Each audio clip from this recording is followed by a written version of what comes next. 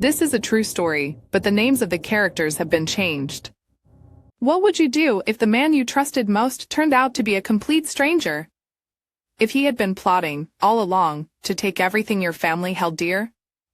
This is the story of how I uncovered my stepfather's hidden affair, and his plan to steal my mother's home. It's a tale of lies, secrets, and one ultimate betrayal. Stay with me as we dive into the dark truths hidden in plain sight. My name is Lily, and I live in Los Angeles, the city of blinding neon lights, sprawling boulevards, and the hum of traffic that echoes day and night.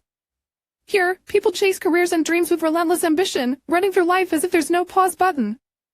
But beneath all the glamour and bustle of Los Angeles, I've always felt an empty, indescribable void, like a tiny grain of sand lost in an endless sea of people.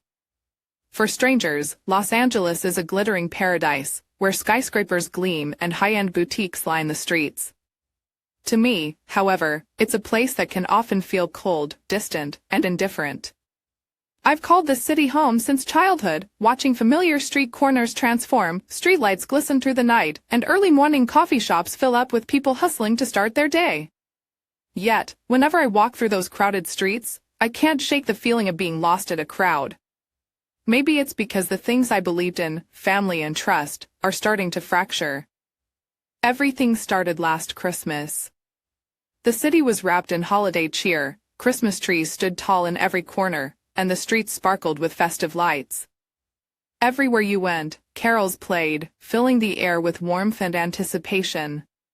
For the first time in years, I decided to throw a Christmas celebration, hoping to create a special, cozy holiday gathering for my family. I spent weeks preparing every detail for that Christmas Eve, choosing gifts, hanging lights around the house, and preparing each family member's favorite dish. I wanted this to be a moment that could bring us all closer, something meaningful we could all look back on. On Christmas Eve, our little home was aglow, with lights twinkling on the tree and the aroma of holiday cooking filling every room. Everything seemed perfect, and for a moment, I felt genuinely happy seeing everyone together. The laughter, the warmth, and the festive spirit surrounded me, making the night feel alive. I thought everything was going well, that this Christmas would be a cherished memory, the best gift I could give to everyone. But amidst the seemingly perfect atmosphere, I started noticing strange things. While everyone was chatting away, I saw my stepfather, David, suddenly get up from the table and disappear for quite some time. In the glow of candlelight and the murmur of laughter, his presence became distant, like a shadow moving through the night. His absence lasted longer than expected, and when he returned, there was something different about him. His expression seemed tense, his clothes looked slightly disheveled, his tie askew, and his manner awkward, almost as if he were trying to hide something. An uneasy feeling began to creep over me. At that moment, I didn't think too much of it and assumed he might have had some urgent matter. But after that night, I couldn't help but notice every little gesture he made, sensing a strange distance from the man I'd once known. Maybe it was just a fleeting thought, but deep down, I knew that Christmas Eve had unveiled the beginning of a hidden truth, a secret I wasn't yet ready to face. My family lives in a quiet suburban area on the west side of Los Angeles, where our house is nestled on a peaceful street surrounded by lush green trees. My mom, Anna, is gentle, but incredibly strong. She's always lived by one guiding principle: family comes first, no matter the sacrifices involved. On weekends, around the early days of March, when the soft spring sunlight spills through the windows of our little home, she spends hours tending to the plants in our backyard. She has a fondness for simple flowers like lavender and daisies, which she says remind her of her childhood.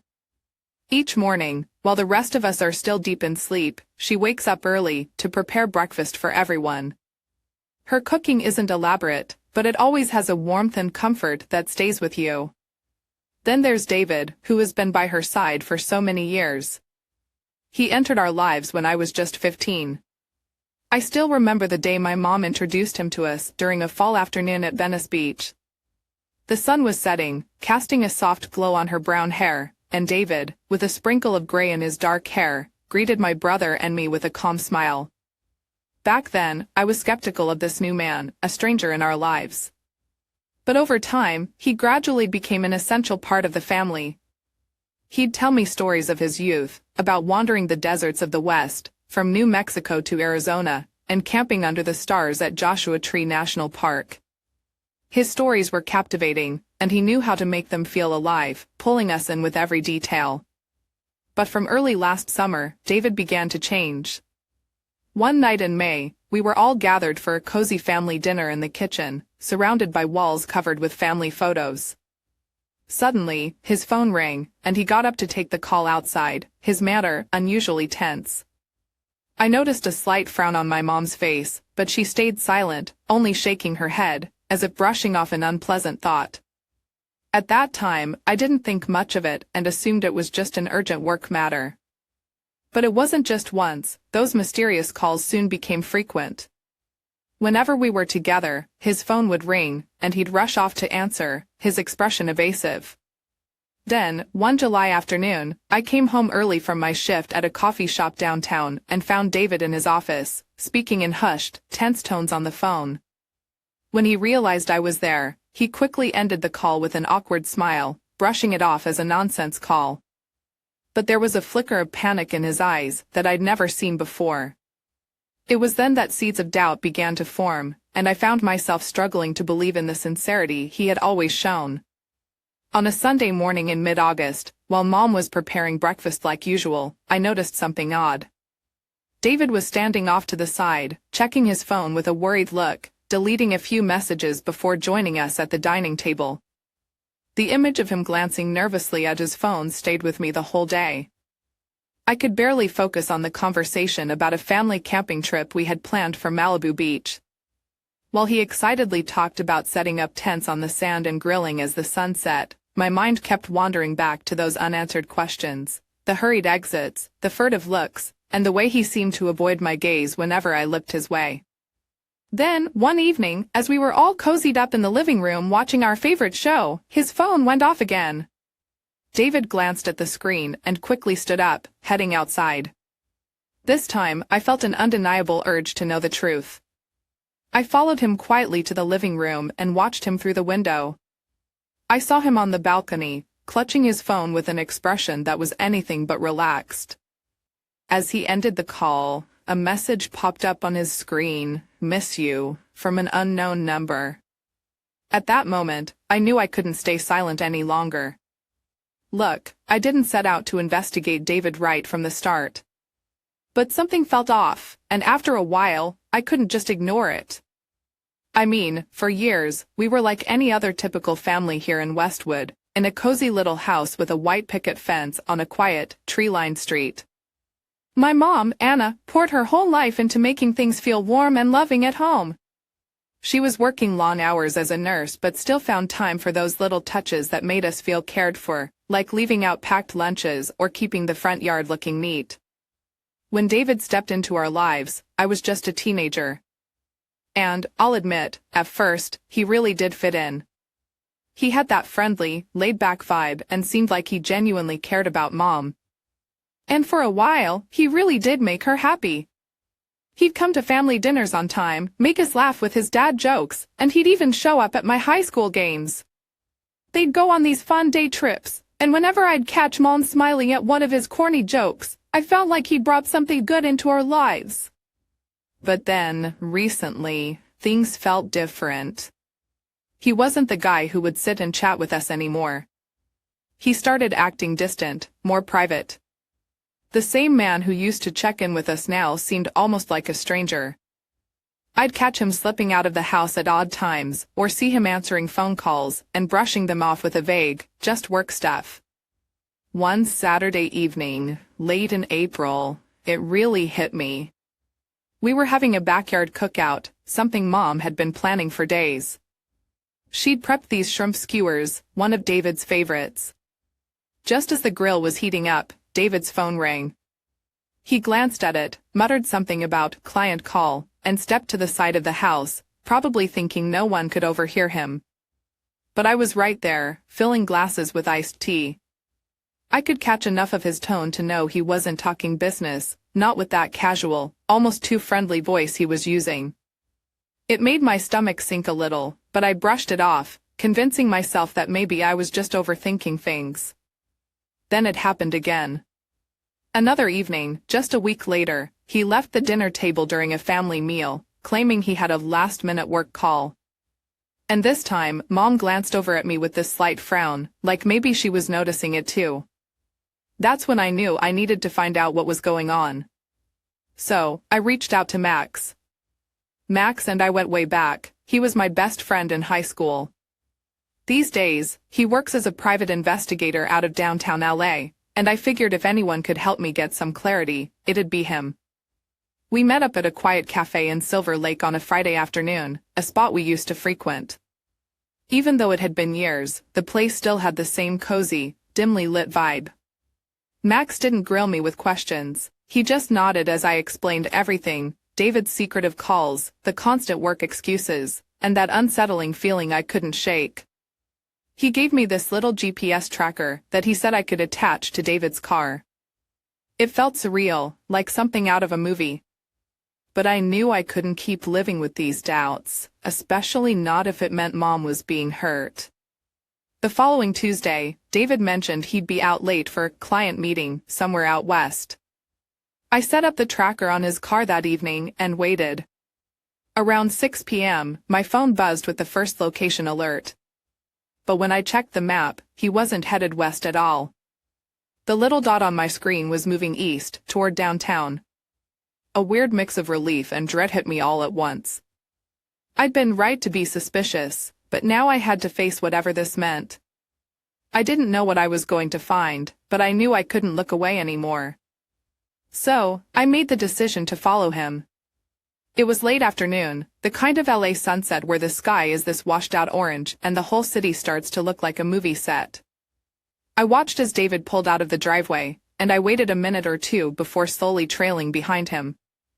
We were driving through the suburbs north of LA, and at first, I almost convinced myself this was nothing. Maybe he was just running some innocent errand after all, and I was the one making it weird. But about an hour in, things started getting strange. David began to make these odd turns, winding through quieter, emptier streets. I mean, we were moving further from the neighborhoods I knew, into the more industrial side of town, places I'd never even been. I could feel my pulse quicken, and that's when I started second-guessing myself. Was this worth it? Here I was, alone in my car, tailing my stepdad like a detective in some TV show.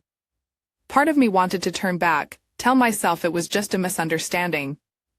But another part of me knew I was already in too deep. I had to see this through. And then, suddenly, he slowed down and turned onto this side street that barely had any streetlights. We were somewhere in South LA now, a part of town I'd only ever driven past during the day. He parked outside the small, dimly lit building tucked down an alley, behind what looked like an old, worn-out laundromat. There were barely any cars around. I pulled over a short distance away and cut my lights, trying to stay out of sight. My heart was pounding so hard I swear I could feel it in my ears.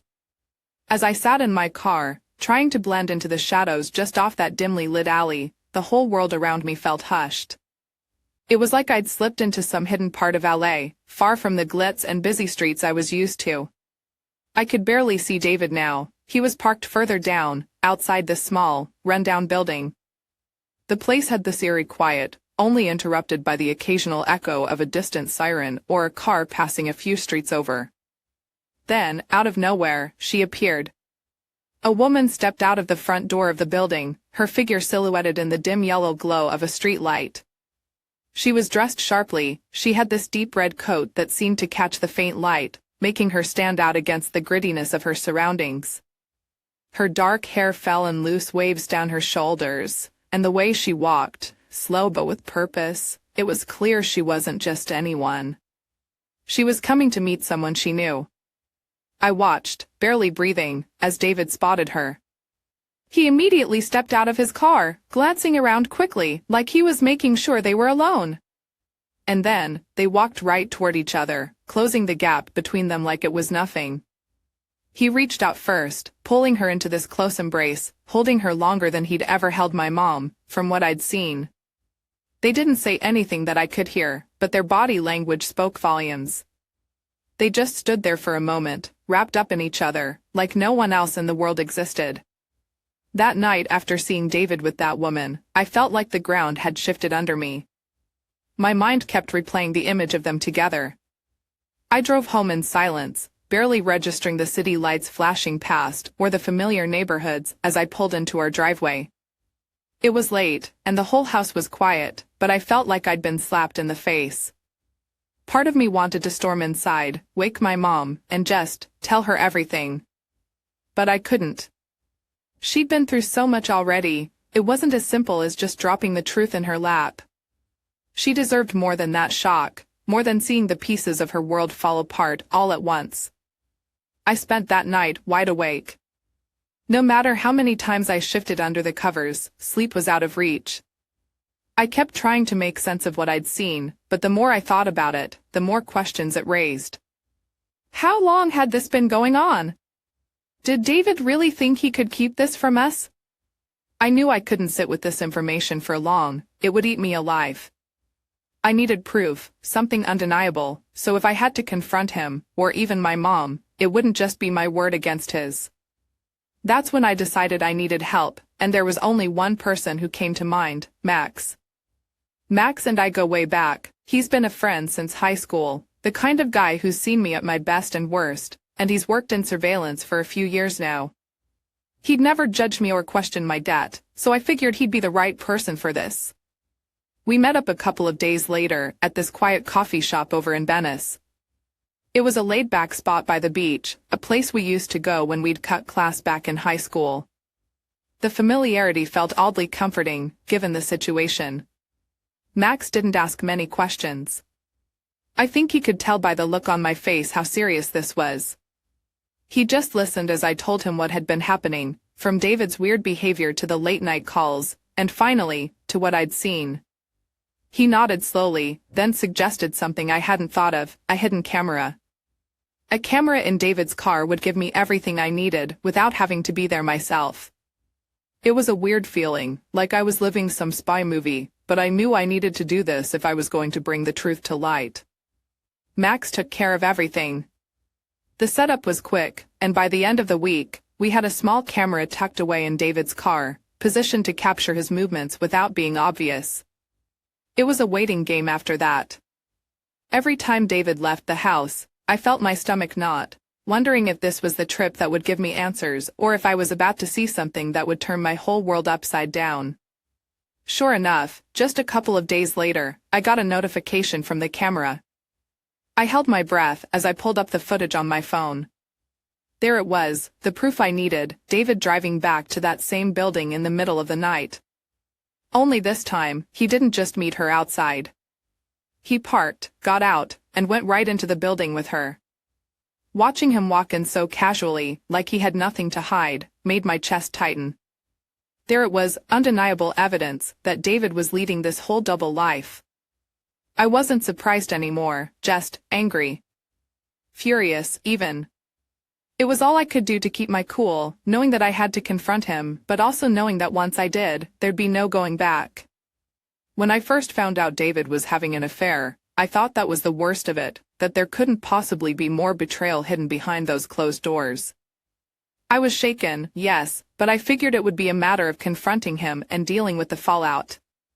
But as I dug deeper, I began to realize there was something even darker going on. It wasn't just about him sneaking around, it went far beyond that. It all started with a slip-up, really, just one small, almost insignificant moment that, looking back, was actually the start of the entire unraveling. I hadn't planned to snoop on David or dig into his things. It was pure chance. One afternoon, I came home early from work. I had planned to catch up on some emails in the quiet of my room, but as I passed by the living room, something on the coffee table caught my eye. It was a thick, manila folder with property transfer stamped on the front in neat, bold letters. David was usually meticulous about keeping his personal files out of sight. I'd rarely seen him leave anything important lying around. Curious, I couldn't help but pause. I took a glance around to make sure I was alone, then leaned over to pick up the folder. My fingers hesitated on the edge for a moment, a strange sense of guilt pricking at me. But curiosity won, and I slowly opened it. Right at the top was a document labeled Ownership Transfer Agreement, and it had our home address on it. My heart skipped a beat. Why would David have paperwork like this out in the open? Our house wasn't up for sale, my mom would never agree to that. As I skimmed the pages, the pit in my stomach grew. I quickly noticed the name listed under the new owner. It wasn't my mom's, and it wasn't David's. Instead, it was a woman's name I'd never seen before. I immediately thought back to those late-night calls, the nervous glances David gave his phone whenever he received a text at family dinners, the mysterious work trips that had become more frequent in the past few months. My mind was spinning, connecting dots I hadn't seen before. A chill ran down my spine. I carefully placed the folder back exactly as I'd found it, closed the door, and retreated to my room to catch my breath. But I couldn't just leave it alone, I knew I had to dig deeper. There was no way I was going to let David pull something like this on my mom, not after everything she'd done for him. That night, I lay awake thinking about everything. I remembered the little moments, like the way David used to laugh with my mom over coffee on the weekends, or the times he'd helped her repaint rooms in the house to keep it looking fresh. How much of it had been genuine? Had he been planning this all along, waiting until the time was right? I knew I couldn't tell her yet. She'd be devastated, and I needed to get every piece of evidence lined up. So, I made the decision right then. I was going to protect my mom and make sure David paid for what he'd done. When I realized the gravity of David's scheme, I knew there was no way I could tackle this alone. It was just too complex and, honestly, terrifying. So, I reached out to the only person I trusted with something this serious, Max. He'd always been the kind of friend you could rely on, and his background as a private investigator gave him insight I didn't have. We met up on a Tuesday afternoon at our usual spot, a coffee shop in Silver Lake where we'd met countless times before. It was the kind of place where no one would give us a second look, allowing us to talk openly. Max patiently flipped through the papers I had collected, and with every page, his expression grew graver. He pointed out small details, fine print that I never would have understood on my own, and each one was more shocking than the last. According to the documents, David had transferred partial ownership of our home, without Mom's knowledge. The transfer was cleverly hidden under the label of a joint investment agreement. And the kicker? It wasn't even a direct transfer to his name. He'd listed a corporation as the co-owner, a shell company whose official CEO was none other than his business associate, the woman I'd seen him with. Max looked up at me, shaking his head. Lily, this is more than a small-time scam. This is a well-organized attempt to seize control of your mom's property. If you don't act fast, he could end up with legal control, and it'll be near impossible to reverse. Hearing it put so bluntly made my blood run cold. I felt a mix of panic and determination. There was no way I was letting David get away with this. He had come into our lives like a knight in shining armor, all plotting against the very family that had welcomed him. Max urged me to contact a good lawyer, someone who understood property law and fraud cases. He offered to connect me with one he trusted, someone he'd worked with on a few other cases, and I didn't hesitate. The next day, I found myself at a quiet office in downtown LA, surrounded by law books and the scent of polished wood. It felt surreal, like something out of a legal drama, only this was my family's home on the line. The attorney, a seasoned woman named Sarah, reviewed the papers with a sharp eye. She found a loophole that allowed us to temporarily halt any further transfers. It wasn't a permanent solution, but it gave us the breathing room we needed. Sarah explained that if we moved quickly, we could challenge David's claim by demonstrating his intent to defraud. This isn't just about paperwork, she told me. It's about protecting your mother's rights. If we expose his actions in court, he won't have a leg to stand on. As Sarah outlined the next steps, I felt an overwhelming sense of both relief and anxiety. The fight was far from over, but at least now I had people on my side who could help. I sat there in the living room, hands clenched in my lap as I tried to steady myself. The evidence was laid out on the table in front of me, clear as day, documents, copies of texts, the whole ugly truth spread out in black and white. The house felt still, too still, as if it were holding its breath along with me, waiting for what was about to come. This was the house my mom had worked so hard for, the one she'd poured her heart into to make a home for all of us. And now, here was David, a man we'd all trusted, caught red-handed in his betrayal. Then I heard the familiar sound of his keys jingling in the lock. My stomach turned, but I took a deep breath and braced myself. I was done hiding. I was done letting him think he could get away with this. When he finally stepped inside, his face went from mild confusion to outright unease as he saw me sitting there. "Lily, what's going on?" he asked, trying to keep his voice calm. But I could see it in his eyes, he already knew. There was a flicker of worry there, like he was already working out his next lie. "David," I started, my voice sounding steadier than I felt, "I know everything." I kept my gaze fixed on him, refusing to look away. "I know about you and her. And I know about your plan to take my mom's house." For a second, he just froze. Then he gave a nervous chuckle, trying to dismiss my words. "Lily, I think you're misunderstanding something. There's no plan here. You don't know the full story." "Oh, I think I know more than enough." I could feel my voice getting louder, my anger barely contained. "I've seen the paperwork. I know you were planning to transfer the house, inch by inch, into that company her name is tied to. You think I'm stupid? I've watched you, and I've seen the calls, the meetings, everything." David's face went pale, and he shifted uncomfortably. "Lily, look, it's not what you think. I swear." "You're not understanding the whole situation," he stammered, his voice trembling now. "You know what I understand?"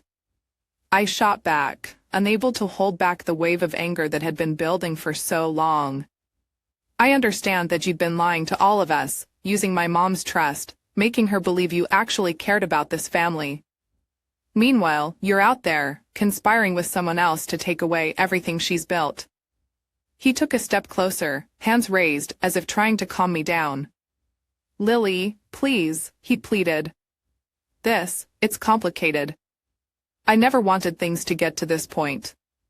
I was just trying to secure our future." "Our future?" I could hardly believe his audacity. "You're planning to take the only place my mom has ever felt secure, the one thing she's worked her entire life for, and you call that securing our future?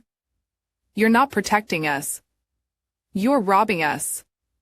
His face twisted in desperation as he tried again. "If you tell your mother, if you do this, Lily, it'll destroy everything. She'll be devastated. We could keep this between us. You don't have to ruin everything." I stood up, no longer able to bear sitting there while he fed me these empty words. "You already ruined everything the second you decided to betray her. You think you can fool her, lie to her face, and get away with it? No, David, not anymore. She deserves to know exactly who you are." His voice dropped to a whisper, almost pitiful. "Please, Lily. I'll do anything. Just, don't tell her. You don't understand what I stand to lose." I looked at him, feeling a strange mix of rage and sadness. "You should have thought of that before you betrayed her. The only thing you're losing now is the illusion you've tried so hard to keep up. And I'm done playing along with it." Turning away, I felt an overwhelming sense of resolve. I couldn't keep this from her. She needed to know the truth. As I left the room, I didn't look back. David's desperate calls faded into the background. This was the end for him, and for all the lies he'd woven into our lives. The guilt and helplessness weighed on me like a heavy fog. I could feel it in my chest, this overwhelming need to protect my mom from living another second in the dark. After uncovering everything about David, the man I thought cared for her, the man I thought we all trusted, I knew she deserved to hear the truth straight from me. There was no way I could hand her a letter and leave her to deal with it alone. She needed to hear it all from me, right in front of her, no barriers, no hidden glances. That evening, as soon as I heard her car pull into the driveway, my heart began pounding. I was already sitting in the living room, evidence laid out in neat stacks on the coffee table, each photo, each printed text message, every audio recording of David's deceit. I gripped the edges of the papers, trying to ground myself, to remember why I was doing this. I had to do it because my mom deserved to know the truth, no matter how much it would hurt. I had to do it because if she stayed in the dark any longer, it would only get worse. When she came through the door, I called her over. "Mom, can you come sit with me for a minute?" She looked at me with a worried look, the one that told me she knew something wasn't right. As she sat down, I took a deep breath. There was no going back. "Mom," I started, voice barely a whisper but laced with determination, "there's something I need to tell you, about David." She didn't say anything, just looked at me, wide-eyed, the kind of look that comes before everything changes. And so, I laid it all out for her, how I had seen him sneaking around with someone else, how I'd followed him, how I'd uncovered their whole scheme to take her house. I didn't sugarcoat anything, I wanted her to know the full weight of his betrayal. As I went on, I watched her face change, bit by bit, her eyes widening, her hand over her mouth, disbelief washing over her features. I could see her trying to absorb every word, but it was as if each sentence was cutting deeper. Her hand shook as she picked up one of the printed messages between David and his partner. She stared at it for what felt like an eternity, then picked up the next one and the next one. Every single photo, every single text, was like a new wound. Finally, she set the papers down, her eyes rimmed with tears. "Lily, how could he do this?" she whispered, her voice raw with shock and pain. "How could he do this to us? To our family?" I reached out and took her hand. I'd never seen her like this before, so broken yet so strong in the way she was facing it head-on. "Mom, I'm so sorry," I said, my voice barely holding steady. I didn't want to believe it either. But I couldn't let you stay in the dark. You deserve so much more than this. We sat there together, side by side on that familiar old couch, the walls around us seeming both familiar and alien now. It felt as if everything in the room had changed. We knew that after tonight, nothing would ever be the same again. This house, our home, had been tainted by his betrayal, by his lies. As the hours slipped by, we talked about everything, about the signs we both missed, about the love she had invested, about the future that suddenly felt so uncertain. There were tears, there was anger, there was that gut-wrenching realization that we'd both been deceived in the worst way possible. And yet, by the end of the night, there was also a newfound strength between us, a shared resolve. We knew we had to move forward together, stronger than before. I promised her, and myself, that David and his schemes would not break us. He might have tried to take away everything, but he couldn't take our bond, and he would never take the future we'd built from the ashes of his betrayal. The next morning, the house felt different. It was tense, heavy, like the walls themselves knew what was coming. My mom had barely slept. I could hear her pacing all night, her footsteps a constant reminder that nothing would ever be the same. She'd finally decided to confront David head-on, not just about the affair, but about the whole twisted scheme he'd concocted to steal her home. This was the same home she'd worked herself to the bone to buy, the place where she raised me, the place she made warm and safe for both of us. I stayed outside the living room, barely breathing, listening through the small crack in the door. I could hear her voice quivering, but it wasn't with fear, it was anger, raw and cutting. Her words were sharp, each one striking like a blow. "David," she began, her voice barely containing her rage. "For 13 years, I trusted you. I gave you everything I had, only to find out you were planning to take everything from me." I could practically feel her glare even from where I stood. "You didn't just go behind my back with some other woman. No, you actually plotted, schemed, with her, no less, to take my house, my family's home." There was a long pause where I imagined David scrambling for some sort of excuse. But all I heard was silence. When he finally did speak, his voice was barely a murmur, like he knew there was nothing he could say to make this right. I could picture him there, standing in front of her, pale and shaken, knowing his entire life was about to implode. But my mom wasn't done. She stepped closer, her voice gaining strength, her words carrying every ounce of anger and betrayal she felt. Do you have any idea what this house means to me? To our family? This place is everything I've worked for, every sacrifice I've made, all for our daughter's future. She choked on her words for a moment, and I could feel her trying to keep it together, trying not to let the tears fall. How could you? How could you betray me, betray us, in such a heartless way? David tried to speak, his voice shaky. You're not seeing the whole picture, he muttered, as if somehow he could twist this into something she'd understand. It's not what you think. Stop, my mom cut him off, her voice low but seething with contempt. There's nothing you can say that I want to hear. You think I care about your excuses? She stepped even closer, her gaze locked on him. You used me, manipulated me, and tried to steal what's mine, what's ours, for your own gain. She paused, letting the words sink in. And all for what? A little bit of money? A taste of something new? She spat the words with utter disdain, making it clear there was no going back from this. David was silent again, head down, shoulders hunched like he was trying to shrink into himself. For the first time, he looked genuinely afraid, not of what he'd done, but of the reality he now faced. My mom stood there, unwavering, watching him like a judge about to sentence a criminal. Finally, she turned to look at me, her eyes filled with a fierce determination.